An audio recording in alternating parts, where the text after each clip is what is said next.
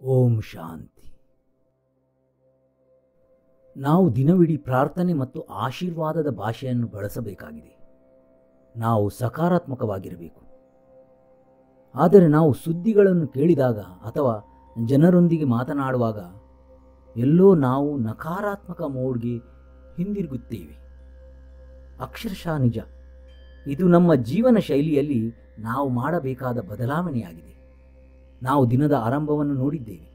ನಾವು ಫೋನ್ ಬಳಸಬಹುದು. ಮೊದಲ 1 ಗಂಟೆ ನಮಗಾಗಿಯೇ ಮೀಸಲಿಡಬೇಕು.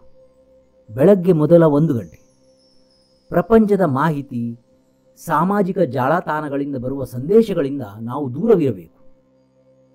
ಸಹ ಕೆಲಸ, ಸಂವಹನ ಅಥವಾ ಯಾವುದೇ ಇತರ ಸುದ್ದಿ ಮೊದಲ 1 ಗಂಟೆಯವರೆಗೆ ನಾವು ಯಾವುದನ್ನು ಕೇಳಬಾರದು, ಓದಬಾರದು ಅಥವಾ ವೀಕ್ಷಿಸಬಾರದು. ಏಕೆ? ನಾವು ಏನು ನೋಡುತ್ತೇವೆ, ಓದುತ್ತೇವೆ ಮತ್ತು ಕೇಳುತ್ತೇವೆ ನಮ್ಮ ಭಾವನಾತ್ಮಕ ಆರೋಗ್ಯವನ್ನು ಸೃಷ್ಟಿಸುತ್ತದೆ, ನಮ್ಮ ಆಲೋಚನೆಗಳನ್ನು ಸೃಷ್ಟಿಸುತ್ತದೆ ಮತ್ತು ನಮ್ಮ ಆಲೋಚನೆಗಳು ನಮ್ಮ ವಾಸ್ತವವಾಗುತ್ತದೆ. ಅದಕ್ಕಾಗಿಯೇ ನಾವು ಏನು ಓದುತ್ತೇವೆ, ಕೇಳುತ್ತೇವೆ ಮತ್ತು ನೋಡುತ್ತೇವೆ ಎಂಬುದರ ಬಗ್ಗೆ ನಾವು ಜಾಗರೂಕರಾಗಿರಬೇಕು. ಆದ್ದರಿಂದ ಬೆಳಗ್ಗೆ 1 ಗಂಟೆಗೆ ನಾವು ಹೊರಗಿನ ಪ್ರಪಂಚದ ಮಾಹಿತಿಯನ್ನು ತಪ್ಪಿಸಬೇಕು. ಮೊದಲ ಕೆಲವು ಆಲೋಚನೆಗಳು ಕೃತಜ್ಞತೆಯಾಗಿರಬೇಕು ಎಂದು ನಾವು ನೋಡಿದ್ದೇವೆ. ಮುಂದೆ ನಾವು ನಮ್ಮ ದೃಢೀಕರಣಗಳನ್ನು ಅಥವಾ ಶುದ್ಧ ಆಲೋಚನೆಗಳನ್ನು ಹೇಳುತ್ತೇವೆ. ನಾವು ಧ್ಯಾನವನ್ನು ಮಾಡಬಹುದು. ಇನ್ನು ಕಲಿಯಬೇಕಾದ ಜನರು ಈಗ ಆನ್ಲೈನ್ನಲ್ಲಿ ಕಲಿಯಬಹುದು. ಈ ದಿನಗಳಲ್ಲಿ ಬ್ರಹ್ಮಕುಮಾರಿಯವರ ಧ್ಯಾನ ಕೇಂದ್ರಗಳಲ್ಲಿ ಸಹೋದರಿಯರು ಆನ್ಲೈನ್ನಲ್ಲಿ ಕಲಿಸುತ್ತಿದ್ದಾರೆ. ನೀವು ಕೇಂದ್ರಕ್ಕೆ ಹೋಗಿ ಧ್ಯಾನವನ್ನು ಕಲಿಯಬಹುದು. ಬೆಳಗ್ಗಿನ ಧ್ಯಾನದ ಸಮಯದಲ್ಲಿ ನಾವು ದೇವರೊಂದಿಗೆ ನೇರ ಸಂಬಂಧವನ್ನು ರಚಿಸುತ್ತೇವೆ. ದೇವರೊಂದಿಗೆ ವೈಯಕ್ತಿಕ ಸಂಪರ್ಕ. ಅವನೊಂದಿಗೆ ಎಲ್ಲವನ್ನು ಹಂಚಿಕೊಳ್ಳಿ.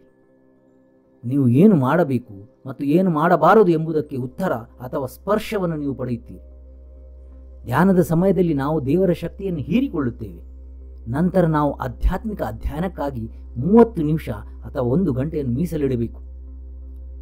ಇದರರ್ಥ ಪ್ರತಿದಿನ ಬೆಳಗ್ಗೆ ಮಾಹಿತಿಯ ಮೊದಲ ಪದರ, ನಾವು ಏನು ಕೇಳಬೇಕು, ಓದಬೇಕು ಮತ್ತು ನೋಡಬೇಕು, ಅವು ಹೆಚ್ಚಿನ ಶಕ್ತಿಯ ಪದರಗಳಾಗಿರಬೇಕು. ಏಕೆಂದರೆ ನಾವು ಏನನ್ನು ಸೇವಿಸುತ್ತೇವೆಯೋ ಅದೇ ಆಗುತ್ತವೆ. ಮನಸ್ಸಿನೊಳಗೆ ಹೋಗುವ ಮಾತುಗಳನ್ನು ತೋರಿಸಿ. ಅದಕ್ಕಾಗಿಯೇ ಆಧ್ಯಾತ್ಮಿಕತೆಯು ನಮ್ಮ ಹೆಚ್ಚಿನ ಶಕ್ತಿಯ ಪದಗಳನ್ನು ರಚಿಸಲು ಸಹಾಯ ಮಾಡುತ್ತದೆಯೇ ಎಂದು ನಾವು ಹೇಳುತ್ತೇವೆ. ಏಕೆಂದರೆ ಅಧ್ಯಾತ್ಮವು ಹೆಚ್ಚಿನ ಶಕ್ತಿಯ ಪದಗಳನ್ನು ಹೊಂದಿದೆ. ನೀವು ಮುಂಜಾನೆ ವಿಷಯವನ್ನು ಓದಿದರೆ, ವೀಕ್ಷಿಸಿದರೆ ಅಥವಾ ಕೇಳಿದರೆ ಯಾವುದು ದೈವತ್ವ, ಶುದ್ಧತೆ, ಶಾಂತಿ, ಸಹಕಾರವನ್ನು ಹೊಂದಿದೆ, ಸ್ವೀಕಾರ, ಶಾಂತತೆ, ಹೀಲಿಂಗ್, ಪವಾಡ, ಮ್ಯಾಜಿಕ್, ಈ ರುಚಿಗಳ ವಿಷಯದಿಂದ ನಾವು ನಮ್ಮ ಮನಸ್ಸನ್ನು ತುಂಬಿದಾಗ, ನಮ್ಮ ಪ್ರತಿದಿನ ಬೆಳಗ್ಗೆ ನಮ್ಮ ಮನಸ್ಸನ್ನು ದೈವಿಕ ಬುದ್ಧಿವಂತಿಕೆಯಿಂದ ತುಂಬಿಸಿದಾಗ ದಿನವಿಡೀ ಅಂತಹ ಆಲೋಚನೆಗಳು ನಮ್ಮ ಪದಗಳನ್ನು ಬಳಸುವುದು ಸಹಜ. ಆದ್ದರಿಂದ ಪ್ರತಿದಿನ ಬೆಳಗ್ಗೆ ಮೊದಲ 1 ಗಂಟೆ ಬಹಳ ಮುಖ್ಯ. ಮತ್ತು ಇತರ ಪ್ರಮುಖ ಸಮಯದ ಚೌಕಟ್ಟು ರಾತ್ರಿ ಮಲಗುವ ಸಮಯಕ್ಕೆ 1 ಗಂಟೆ ಮೊದಲು. ಅದು ಕೂಡ ಮಹತ್ವದ ಸಮಯ. ಏಕೆಂದರೆ ನಾವು ರಾತ್ರಿಯಲ್ಲಿ ಏನು ಕೇಳುತ್ತೇವೆ, ಓದುತ್ತೇವೆ ಅಥವಾ ನೋಡುತ್ತೇವೆ, ನಾವು ಮಲಗಿರುವಾಗ ಅದು ನಮ್ಮ ಮನಸ್ಸು ಮತ್ತು ದೇಹದ ಮೇಲೆ ಪರಿಣಾಮ ಬೀರುತ್ತದೆ. ಆದ್ದರಿಂದ ರಚಿಸಲು ಒಂದು ಶಿಸ್ತು ಅಥವಾ ಜೀವನ ಶೈಲಿ ಬದಲಾವಣೆ. ಕೆಲಸದ ಸಂವಹನಕ್ಕಾಗಿ ಕಟ್ ಆಫ್ ಸಮಯವನ್ನು ಹೊಂದಿಸಲು ನೀವು ಯಾವ ಸಮಯದವರೆಗೆ ಕೆಲಸದ ಸಂವಹನದಲ್ಲಿ ತೊಡಗುತ್ತೀರಿ? ಇಂದು ನಾವು ತಂತ್ರಜ್ಞಾನವನ್ನು ಹೊಂದಿರುವುದರಿಂದ 10ವರೆಗೆ ಅಥವಾ 11 ಗಂಟೆ ನಾವು ನಿದ್ರಿಸುವವರೆಗೆ ನಾವು ಇಮೇಲ್ ಮತ್ತು ಸಂದೇಶಗಳನ್ನು ಪರಿಶೀಲಿಸುತ್ತಿದ್ದೇವೆ ಮತ್ತು ಪ್ರತಿಕ್ರಿಯಿಸುತ್ತಿದ್ದೇವೆ. ನಾವು ಫೋನ್ನಲ್ಲಿ ಮಾತನಾಡುತ್ತಿದ್ದೇವೆ. ಹಾಗಾಗಿ ನಿದ್ದೆ ಬರುವವರೆಗೂ ಮನಸ್ಸು ಕೆಲಸದಲ್ಲಿ ತೊಡಗಿತ್ತು. ಅದರ ನಂತರ ಏನಾಗುತ್ತದೆ? ದೇಹವು ನಿದ್ರಿಸುತ್ತದೆ, ಆದರೆ ನಾವು ಮನಸ್ಸನ್ನು ಯೋಚಿಸಲು ಬಿಟ್ಟಿದ್ದೇವೆ. ಅದಕ್ಕಾಗಿ ನಾವು ಕೆಲಸ ಸಂಬಂಧಿತ ಸಂವಹನಕ್ಕಾಗಿ ಕಟ್ ಆಫ್ ಸಮಯವನ್ನು ಹೊಂದಿಸಬೇಕಾಗಿದೆ. ರಾತ್ರಿ 10 ಗಂಟೆ ವೇಳೆ ನಮ್ಮ ನಿದ್ರೆಯ ಸಮಯ. ನಾವು ನಮ್ಮ ಕೆಲಸದ ಸಂವಹನವನ್ನು ರಾತ್ರಿ 8 ಗಂಟೆಗೆ ಮುಚ್ಚಬೇಕಾಗಿದೆ ಅಥವಾ 8ವರೆಗೆ. ನಾವು ಅದನ್ನು ನಮ್ಮ ಕಚೇರಿಗಳಿಗೆ ಒಂದು ನಿಯಮವಾಗಿ ಹೊಂದಿಸಬಹುದು. ಆ ಸಮಯದ ನಂತರ ಯಾವುದೇ ಕೆಲಸಕ್ಕೆ ಸಂಬಂಧಿಸಿದ ಫೋನ್, ಇಮೇಲ್ ಅಥವಾ ಸಂದೇಶಗಳು ಇರುವುದಿಲ್ಲ. ಮರುದಿನ ಬೆಳಿಗ್ಗೆ ನಾವು ಅದನ್ನು ನೋಡುತ್ತೇವೆ. ಬಿಕ್ಕಟ್ಟು ಇಲ್ಲದಿದ್ದರೆ ಮತ್ತು ಬಿಕ್ಕಟ್ಟು ವಿರಾಳವಾಗಿ ಸಂಭವಿಸುತ್ತದೆ. ನಾವು ಮಲಗುವ ಸಮಯಕ್ಕೆ 1 ಗಂಟೆ ಮೊದಲು ಕೆಲಸದ ಸಂವಹನವನ್ನು ಕಡಿತಗೊಳಿಸಿದರೆ ನಮ್ಮ ಆಲೋಚನೆಗಳ ವೇಗ ಕ್ರಮೇಣ ಕಡಿಮೆಯಾಗತೊಡಗುತ್ತದೆ. ಬೆಡ್ ಟೈಮ್ ಮೊದಲು ಕೊನೆಯ 1 ಗಂಟೆ ನಾವು ಮತ್ತೆ ದೂರದರ್ಶನ ಮತ್ತು ಸಾಮಾಜಿಕ ಮಾಧ್ಯಮದಿಂದ ಸಂಪರ್ಕ ಕಡಿತಗೊಳಿಸುತ್ತೇವೆ. ಏಕೆಂದರೆ ನಾವು ನಮ್ಮ ಮನಸ್ಸನ್ನು ನಿಧಾನಗೊಳಿಸಬೇಕು. ಕೊನೆಯ 15 ರಿಂದ 20 ನಿಮಿಷಗಳು ಮತ್ತೊಮ್ಮೆ ಹೆಚ್ಚಿನ ಶಕ್ತಿಯ ಪದಗಳ ಅಧ್ಯಯನ. ಇದರರ್ಥ ನಾವು ಅಂತಹ ವಿಷಯವನ್ನು ಕೇಳುತ್ತೇವೆ, ಓದುತ್ತೇವೆ ಅಥವಾ ವೀಕ್ಷಿಸುತ್ತೇವೆ. ಇದನ್ನು ಸೇವಿಸಿದಾಗ ಮನಸ್ಸು ಶಕ್ತಿಯುತವಾಗುತ್ತದೆ ಮತ್ತು ರಾತ್ರಿಯಿಡೀ ಆ ಪದಗಳು ನಮ್ಮ ಮನಸ್ಸಿನಲ್ಲಿ ಕೆಲಸ ಮಾಡುತ್ತವೆ. ರಾತ್ರಿಯಿಡೀ ಆ ಮಾತುಗಳ ಶಕ್ತಿ ದೇಹಕ್ಕೂ ಸಿಗುತ್ತದೆ. ಇದು ಆತ್ಮ ಮತ್ತು ದೇಹ ಎರಡಕ್ಕೂ ಚೈತನ್ಯ ನೀಡುತ್ತದೆ. ಆದ್ದರಿಂದ ಬೆಳಗ್ಗೆ 1 ಗಂಟೆ ಮತ್ತು ರಾತ್ರಿ 1 ಗಂಟೆ ಈ 2 ಸಮಯಗಳು ಬಹಳ ಮುಖ್ಯ ಭಾವನಾತ್ಮಕ ಆರೋಗ್ಯಕ್ಕಾಗಿ. ರಾತ್ರಿಯಲ್ಲಿ ಕೃತಜ್ಞತೆಯ ಆಲೋಚನೆಗಳೊಂದಿಗೆ ನಾವು ನಿದ್ರಿಸಿದರೆ ಉತ್ತಮ ಅಂಶವನ್ನು ನೀವು ಉಲ್ಲೇಖಿಸಿದ್ದೀರಿ. ನಂತರ ಬೆಳಗ್ಗೆ ನಮ್ಮ ಮೊದಲ ಪದಗಳು ಕೃತಜ್ಞತೆಯಾಗಿರುತ್ತದೆ. ಆದ್ದರಿಂದ 2 ಸಮಯಗಳು ಬೆಳಗ್ಗೆ ಮತ್ತು ರಾತ್ರಿ ಉತ್ತಮವಾಗಿರುತ್ತದೆ. ಅದಕ್ಕಾಗಿ ನಾವು ಬ್ರಹ್ಮಕುಮಾರಿಯರಲ್ಲಿ ಒಂದು ಪ್ರಮುಖ ವಿಷಯವನ್ನು ಕಲಿಯುತ್ತೇವೆ. ಆ ಧ್ಯಾನವು ಕೇವಲ ಕೆಲವು ನಿಮಿಷಗಳಲ್ಲ. ಧ್ಯಾನದ ಜೀವನ ಶೈಲಿ ನಮಗೆ ಬೇಕಾಗಿರುವುದು ರಾಜಯೋಗ ಜೀವನ ಶೈಲಿ. ಇದು ನಮಗೆ ಸಂಪೂರ್ಣ ಜೀವನ ವಿಧಾನವನ್ನು ಕಲಿಸುತ್ತದೆ. ಇದು 30 ನಿಮಿಷ ಅಥವಾ 1 ಗಂಟೆಗೆ ನಿರ್ಬಂಧಿಸಲಾದ ಚಟುವಟಿಕೆಯಲ್ಲ. ಆದ್ದರಿಂದ ನಾವು ಬೆಳಗ್ಗೆ 1 ಗಂಟೆ ನೋಡಿದ್ದೇವೆ ದೃಢೀಕರಣಗಳು, ಧ್ಯಾನ ಮತ್ತು ಆಧ್ಯಾತ್ಮಿಕ ಅಧ್ಯಯನ. ಮತ್ತು ರಾತ್ರಿ ಮಲಗುವ ವೇಳೆಗೆ 2 ಗಂಟೆಗಳ ಮೊದಲು ಕೆಲಸದ ಸಂವಹನದಿಂದ ಕಡಿತಗೊಳಿಸಿ. ಮಲಗುವ ಸಮಯಕ್ಕೆ 1 ಗಂಟೆ ಮೊದಲು ದೂರದರ್ಶನ ಮತ್ತು ಸಾಮಾಜಿಕ ಮಾಧ್ಯಮಗಳಿಂದ ಕಡಿತಗೊಳಿಸಿ.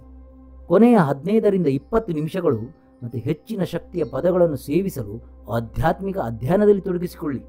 ಮತ್ತು ನಿದ್ರಿಸುವ ಮೊದಲು ನಾವು ಮತ್ತೊಮ್ಮೆ ದೃಢೀಕರಣಗಳನ್ನು ಪುನರಾವರ್ತಿಸುತ್ತೇವೆ. ಆದ್ದರಿಂದ ನಿದ್ರಿಸುವ ಮೊದಲು ಕೊನೆಯ ಆಲೋಚನೆ ಆ ಶುದ್ಧ ವೈಯಕ್ತಿಕಗೊಳಿಸಿದ ಆಲೋಚನೆಗಳು, ಆ ದೃಢೀಕರಣಗಳು. ನಿಮ್ಮ ಮನಸ್ಸಿನಲ್ಲಿ ಯಾವುದೇ ಚಿಂತೆ ಅಥವಾ ಆತಂಕವಿದ್ದರೆ ಮಲಗುವ ಮುನ್ನ ನಾವು ಧ್ಯಾನ ಮಾಡಬೇಕು. ಅದನ್ನು ದೇವರಿಗೆ ಒಪ್ಪಿಸಬೇಕು ಮತ್ತು ನಂತರ ಮಲಗಬೇಕು. ಎಲ್ಲವನ್ನು ದೇವರಿಗೆ ಹೇಳು. ನೀವು ಪತ್ರ ಅಥವಾ ಡೈರಿ ಬರೆಯಬಹುದು, ಆದರೆ ನಿಮ್ಮ ಮನಸ್ಸಿನಲ್ಲಿ ಸಮಸ್ಯೆಯನ್ನು ಇಟ್ಟುಕೊಂಡು ಮಲಗಬೇಡಿ. ನಾವು ಮಲಗುವ ಮೊದಲು ಮನಸ್ಸಿನ ಬಗ್ಗೆ ಕಾಳಜಿ ವಹಿಸುವುದು ಬಹಳ ಮುಖ್ಯ. ಮತ್ತು ನಾವು ಎಚ್ಚರವಾದಾಗ ಕಾಳಜಿ ವಹಿಸಿ. ಸಮಯಗಳನ್ನು ಸಹ ಪರಿಶೀಲಿಸಿ. ನಾವು ಸರಿಯಾದ ಮಲಗುವ ಸಮಯವನ್ನು ನಿಗದಿಪಡಿಸಬೇಕಾಗಿದೆ. ಆದ್ದರಿಂದ ನಾವು ಬೆಳಗ್ಗೆ ಸರಿಯಾದ ಸಮಯಕ್ಕೆ ಎಚ್ಚರಗೊಳ್ಳುತ್ತೇವೆ. ಮಲಗುವ ಉತ್ತಮ ಸಮಯ ಅದು ಮತ್ತೊಮ್ಮೆ ಅಧ್ಯಯನದ ಪ್ರತ್ಯೇಕ ವಿಷಯವಾಗಿದೆ. ಆದರೆ ಮಲಗುವ ಉತ್ತಮ ಸಮಯವೆಂದರೆ ರಾತ್ರಿ 10 ಗಂಟೆಯಿಂದ ಬೆಳಗ್ಗೆ 4 ಗಂಟೆಯವರೆಗೆ. ಇದು ಮನಸ್ಸು ಮತ್ತು ದೇಹಕ್ಕೆ ಚಿಕಿತ್ಸೆ ನೀಡುತ್ತದೆ. ಬೆಳಗ್ಗೆ 4ರಿಂದ 5ರವರೆಗೆ ಎಚ್ಚರಗೊಳ್ಳುವುದು ಸೂಕ್ತವಾಗಿದೆ. ಇದೇ ಸಮಯ ಮನಸ್ಸಿನ ಸೃಜನಶೀಲತೆ, ಚಿಂತನೆಯ ಹೊಸ ಮಾರ್ಗಗಳು, ಅರ್ಥಗರ್ಭಿತ ಶಕ್ತಿ, ನಾವು ಯೋಚಿಸಿದ ವಿಷಯಗಳು, ನಾವು ಅತ್ಯುತ್ತಮವಾದ ಆಲೋಚನೆಗಳನ್ನು ಪಡೆಯುತ್ತೇವೆ. ಜ್ಞಾನದಿಂದ ನಾವು ದೇವರಿಂದ ಉತ್ತರಗಳನ್ನು ಪಡೆಯುತ್ತೇವೆ. ಆದ್ದರಿಂದ 4ರಿಂದ 5ರವರೆಗೆ ಹೆಚ್ಚಿನ ಶಕ್ತಿಯ ಸಮಯ. ಆದ್ದರಿಂದ ನಾವು ನಮ್ಮ ಮಲಗುವ ಅಭ್ಯಾಸವನ್ನು ಪರಿಶೀಲಿಸಬೇಕು. ಬೇಗನೆ ಮಲಗುವ ಮತ್ತು ಬೇಗನೆ ಏಳುವ ಅಭ್ಯಾಸವು ನಮ್ಮನ್ನು ಆರೋಗ್ಯಕರ, ಶ್ರೀಮಂತ ಮತ್ತು ಬುದ್ಧಿವಂತರನ್ನಾಗಿ ಮಾಡುತ್ತದೆ. ಇದನ್ನು ನಾವು ಬಾಲ್ಯದಿಂದಲೂ ಕೇಳಿದ್ದೇವೆ. ಈಗ ಅದನ್ನು ಕಾರ್ಯಗತಗೊಳಿಸುವ ಸಮಯ. ಆದ್ದರಿಂದ ಈ 2 ಪ್ರಮುಖ ಸಮಯಗಳು ಮುಂದೆ ನಾವು ನಮ್ಮ ಮನಸ್ಸನ್ನು ಎಷ್ಟು ಶುದ್ಧ ಮತ್ತು ಸ್ವಚ್ಛವಾಗಿಟ್ಟುಕೊಳ್ಳುತ್ತೇವೆ ಎಂದು ನಾನು ಯೋಚಿಸುತ್ತಿದ್ದೆ. ಸಿದ್ಧಿ ಅಥವಾ ಅಭಿವ್ಯಕ್ತಿಯ ವೇಗವು ಹೆಚ್ಚಾಗುತ್ತದೆ. ನಾವು ಆಲೋಚನೆಗಳನ್ನು ರಚಿಸುತ್ತೇವೆ ಮತ್ತು ಅವು ತ್ವರಿತವಾಗಿ ನಮ್ಮ ವಾಸ್ತವವಾಗುತ್ತದೆ. ನೈಸರ್ಗಿಕವಾಗಿ ಕಂಪನಗಳು ಶುದ್ಧವಾದಾಗ ಪ್ರಕಟವಾಗುವ ಮಾರ್ಗವು ಸ್ಪಷ್ಟವಾಗಿರುತ್ತದೆ. ತುಂಬಾ ಒಳ್ಳೆಯದು. ನಮ್ಮ ಮನಸ್ಸು ಶುದ್ಧವಾಗಿರುತ್ತದೆ. ನಾವು ಕಡಿಮೆ ಯೋಚಿಸುತ್ತೇವೆ. ನಾವು ನಮ್ಮ ಆಲೋಚನೆಗಳನ್ನು ಅನುಮಾನ ಮತ್ತು ಭಯದಿಂದ ದುರ್ಬಲಗೊಳಿಸುವುದಿಲ್ಲ ಮತ್ತು ನಾವು ಶಕ್ತಿಯುತ, ಶುದ್ಧ ಆಲೋಚನೆಗಳನ್ನು ರಚಿಸುತ್ತೇವೆ. ಶಕ್ತಿಯುತ ಆಲೋಚನೆಗಳು ಮತ್ತು ಪದಗಳು ತ್ವರಿತವಾಗಿ ಪ್ರಕಟಗೊಳ್ಳುತ್ತವೆ. ಆ ಶುದ್ಧ ಆಲೋಚನೆಗಳು ಅಥವಾ ದೃಢೀಕರಣಗಳು ಬೆಳಗ್ಗೆ ಮತ್ತು ರಾತ್ರಿಯಲ್ಲಿ ಹೇಳಬೇಕು ಮತ್ತು ದಿನದಲ್ಲಿ ಕೆಲವು ಬಾರಿ. ಬೆಳಗ್ಗೆ ಮತ್ತು ರಾತ್ರಿ ಮಾತ್ರವಲ್ಲ, ಹಗಲಿನಲ್ಲಿ ಪ್ರತಿ ಗಂಟೆಯ ನಂತರ 30 ಅಥವಾ 40 ಸೆಕೆಂಡುಗಳ ಕಾಲ ವಿರಾಮಗೊಳಿಸಿ ಆ ದೃಢೀಕರಣಗಳನ್ನು ಪುನರಾವರ್ತಿಸಿ. ಏಕೆಂದರೆ ನಾವು ನಮ್ಮ ಪ್ರೋಗ್ರಾಮಿಂಗ್ ಅನ್ನು ಬದಲಾಯಿಸುತ್ತಿದ್ದೇವೆ. ನಾವು ನಮ್ಮ ಸಂಸ್ಕಾರಗಳನ್ನು ಬದಲಾಯಿಸುತ್ತಿದ್ದೇವೆ. ಬೆಳಗ್ಗೆ ಮತ್ತು ಸಂಜೆ ಮಾತ್ರ ಅವುಗಳನ್ನು ಪರಿಷ್ಕರಿಸಲು ಸಾಕಾಗುವುದಿಲ್ಲ. ಆದ್ದರಿಂದ ಹಗಲಿನಲ್ಲಿ ಪ್ರತಿ ಗಂಟೆಯ ನಂತರ ವಿರಾಮಗೊಳಿಸಿ. ಬ್ರಹ್ಮಕುಮಾರಿಗಳಲ್ಲಿ ನಾವು ಮನಸ್ಸಿನ ಸಂಚಾರ ನಿಯಂತ್ರಣ ಎಂಬ ಅಭ್ಯಾಸವನ್ನು ಅನುಸರಿಸುತ್ತೇವೆ. ಪ್ರತಿ 1 ಗಂಟೆಯ ನಂತರ ನಾವು 1 ನಿಮಿಷ ವಿರಾಮಗೊಳಿಸುತ್ತೇವೆ. ಆ ವಿರಾಮದ ಸಮಯದಲ್ಲಿ ನಾವು ನಮ್ಮ ಮನಸ್ಸನ್ನು ಪರಿಶೀಲಿಸುತ್ತೇವೆ. ಮತ್ತೊಮ್ಮೆ ಪ್ರಜ್ಞಾಪೂರ್ವಕವಾಗಿ ದೇವರೊಂದಿಗೆ ಸಂಪರ್ಕ ಸಾಧಿಸಿ ಮತ್ತು ಹೆಚ್ಚಿನ ಶಕ್ತಿಯ ಆಲೋಚನೆಗಳನ್ನು ರಚಿಸಿ. ನಾವು ಈಗ ರಚಿಸುತ್ತಿರುವ ಆಲೋಚನೆಗಳು ಮತ್ತು ದೃಢೀಕರಣಗಳು ಪ್ರತಿ 1 ಗಂಟೆಯ ನಂತರ ನಾವು ಖಂಡಿತವಾಗಿ ಅವುಗಳನ್ನು ಪುನರಾವರ್ತಿಸಬೇಕಾಗಿದೆ. ನಮ್ಮ ಆಲೋಚನೆಗಳನ್ನು ಹೇಗೆ ಬದಲಾಯಿಸುವುದು ಎಂದು ನಾವು ಕೇಳುತ್ತಲೇ ಇರುತ್ತೇವೆ. ನಾವು ಹೇಳುತ್ತೇವೆ, ನಾನು ಬದಲಾಯಿಸಲು ಬಯಸುತ್ತೇನೆ, ಆದರೆ ನನ್ನ ಆಲೋಚನೆಗಳನ್ನು ಬದಲಾಯಿಸಲು ಸಾಧ್ಯವಿಲ್ಲ. ನಾನು ಹಲವು ದಿನಗಳಿಂದ ದೃಢೀಕರಣಗಳನ್ನು ರಚಿಸುತ್ತಿದ್ದೇನೆ, ಆದರೆ ಅವು ಪ್ರಕಟವಾಗಿಲ್ಲ.